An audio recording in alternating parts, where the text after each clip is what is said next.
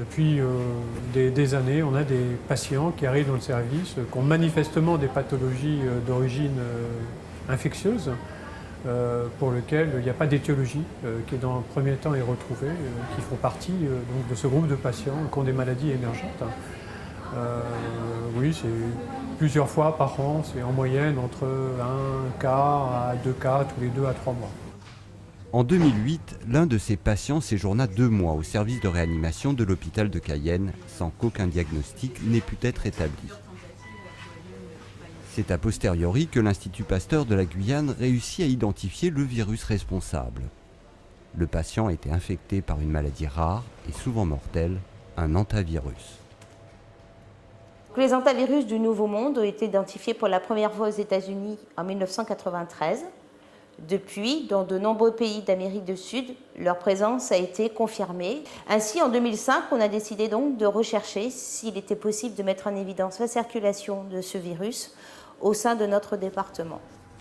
Anticipant de 4 ans l'apparition du premier cas d'hantavirus en Guyane, les équipes de Pasteur ont cherché et trouvé des anticorps dans des prélèvements de sang humain, suggérant la présence du virus dans le département. Grâce aux patients de 2008, une souche guyanaise d'hantavirus sera identifiée et baptisée Maripa.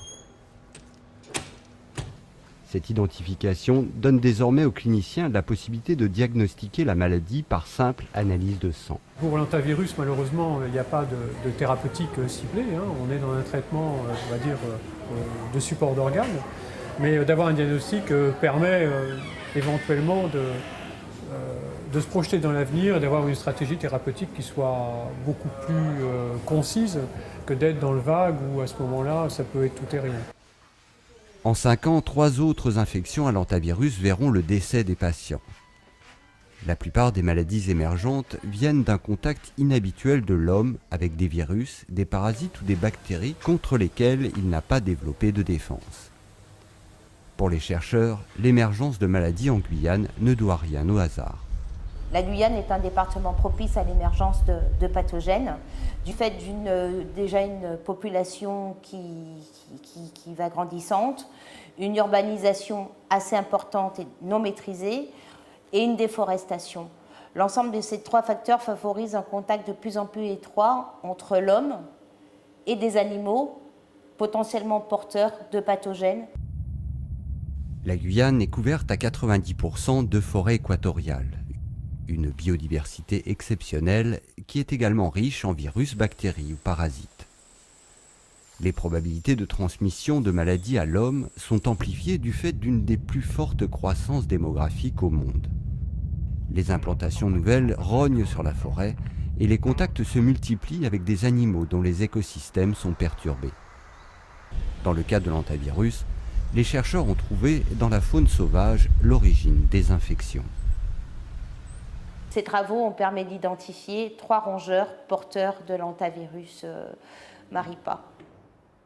Les maladies émergentes, forcément mal connues, présentent un véritable danger de santé publique qui dépasse largement les frontières de la Guyane.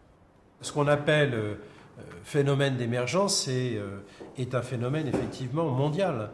Il est lié à la fois aux perturbations environnementales générées par les activités humaines, le développement économique, le développement industriel, les transports. Donc c'est un phénomène mondial.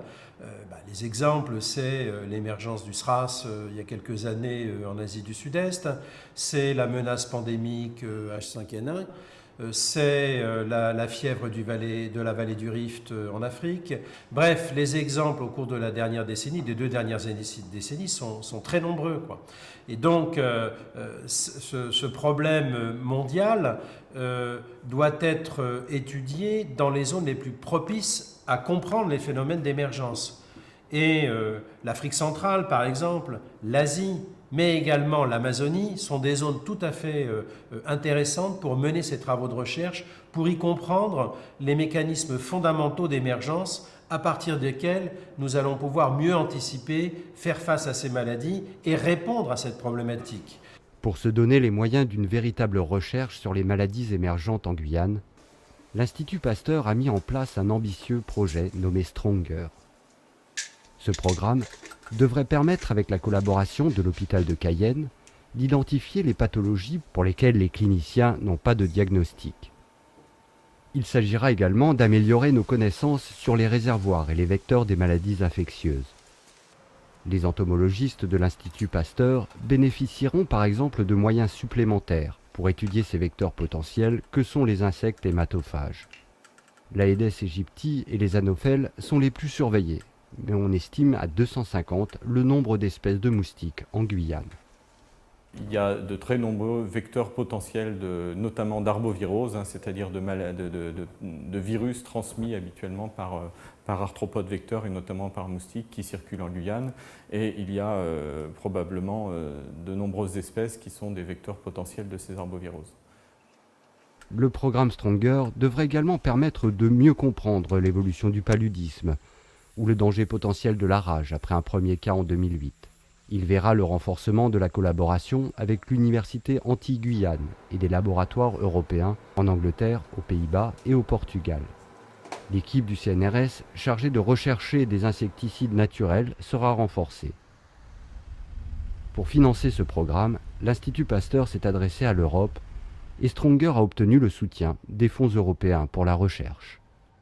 L'Europe sait bien que les résultats de ces travaux n'auront pas des retombées limitées à la Guyane ou au plateau des Guyanes, mais peuvent avoir une portée internationale, mondiale.